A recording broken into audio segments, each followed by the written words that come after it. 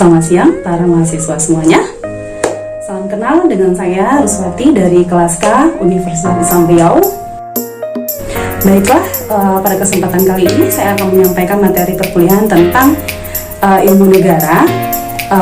Yang dosen pengampunya adalah Dr. Insinyur Haji Suparto, SH, SIP, MM, MSI, MH. Oke. Adapun materi perkuliahan hari ini yaitu saya akan menyampaikan tentang asal-usul terjadi atau terbentuknya suatu negara. Nah, asal-usul terjadi atau terbentuknya suatu negara itu ada dua.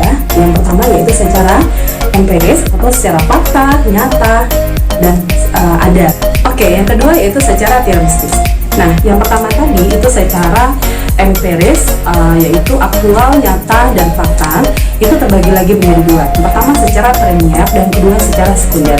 Secara premier itu dibagi lagi menjadi dua. Oke, yang pertama itu secara premier. Secara premier itu adalah terbentuknya negara, yaitu dari nol atau dari awal wilayah awal menjadi yang tidak ada menjadi ada. Oke, secara premier itu terbentuk lagi atas 4, yaitu pertama itu fase gonoskop. Apa itu fase gonoskop? Fase gonoskop itu terbentuknya negara itu dari keluarga-keluarga atau kelompok-kelompok yang menempati suatu wilayah. Itu adalah fase gonoskop. Yang kedua itu fase kerajaan. Fase kerajaan itu apa? Itu kelompok atau keluarga-keluarga yang tadinya itu sudah membentuk menjadi masyarakat, dan mereka itu dipimpin oleh kepala suku atau raja. Nah, yang ketiga yaitu fase negara nasional. Apa itu fase negara nasional? Di mana wilayah itu sudah ada, masyarakatnya juga sudah ada, pemimpinnya sudah ada, tetapi belum diangkat secara langsung oleh rakyatnya. Nah, fase negara demokratis. Yang keempat itu fase negara demokratis, di mana itu pemimpinnya sudah dipilih oleh rakyatnya, bisa juga dipilih melalui wakil-wakil rakyatnya. Itu yang secara premier ada 4 yang tadi saya sebutkan. Nah, untuk sampai di sini apakah mahasiswa ada yang mau bertanya? Oke. Berarti sudah paham ya sampai di sini ya. Nah, tadi kita bicara secara empiris itu ada dua, secara premier dan secara sekunder. Nah, kita masuk yang kedua yaitu secara sekunder. Apa itu secara sekunder? Yaitu wilayahnya yang terbentuk.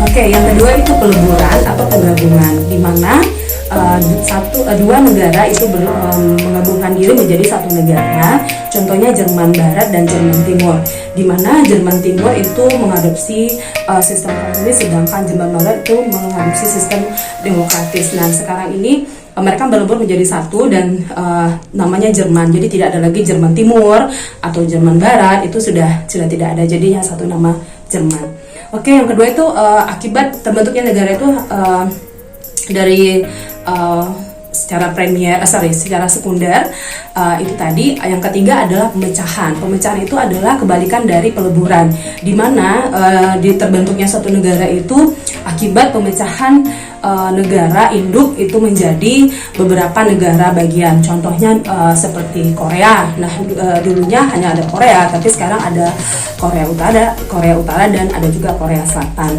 Nah, begitu juga misalnya dulu adanya Uni Soviet. Uni Soviet adalah suatu negara dahulunya. Nah, karena ada Perang Dunia Kedua sehingga terpecah menjadi Uzbekistan, menjadi Rusia, ada Kazakhstan, dan negara-negara yang lain-lainnya juga. Oke, yang keempat adalah sistem secara pemisahan, di mana secara pemisahannya adalah terbentuknya negara itu dari memisahkan diri dari negara induknya. Misal contoh Timur Leste yang dahulunya ada menjadi bagian dari NKRI, tapi sekarang telah memisahkan diri dan membentuk negara sendiri. Dan yang kelima yaitu perjuangan dari perjuangan, artinya dahulunya mereka dijajah, kemudian mereka berjuang memerdekakan diri, akhirnya mereka terbentuklah suatu negara, contohnya Indonesia. Dan yang keenam adalah penyerahan, di mana penyerahan ini adalah yang tadinya negara ini dijajah oleh bangsa asing, dan kemudian bangsa asing yang menjajah tersebut menginginkan negara jajahannya itu untuk merdeka. Contohnya Malaysia, dahulunya dijajah oleh Inggris, kemudian dia berkehendak untuk mereka memerdekakan diri. Setelah mereka memerdekakan diri, akhirnya bangsa Inggris akhirnya meninggalkan.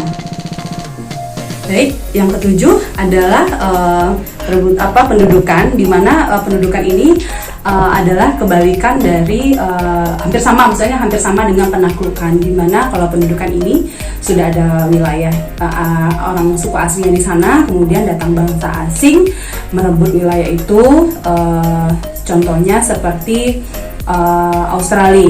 Australia, di mana suku aslinya adalah Aborigin, dan mereka itu dijajah oleh Inggris, diduduk kekuasaan oleh bangsa Inggris, dan mereka di sana makanya terjadi sekarang mayoritas itu adalah orang Inggris yang ada di Australia. Dan yang terakhir itu adalah pencaplokan. Pencaplokannya apa? Terbentuknya satu negara itu hasil dengan cara mengambil paksa wilayah tersebut. Contoh seperti Israel yang mencaplok atau merebut paksa itu daerah Palestina. Baik, mungkin sampai di sini ada yang saudara tanyakan, mungkin boleh dihubungi ke nomor saya untuk mendiskusikan tadi apa yang saya sampaikan. Terima kasih banyak atas perhatiannya. Salam sehat semuanya. Selamat siang. Assalamualaikum warahmatullahi wabarakatuh.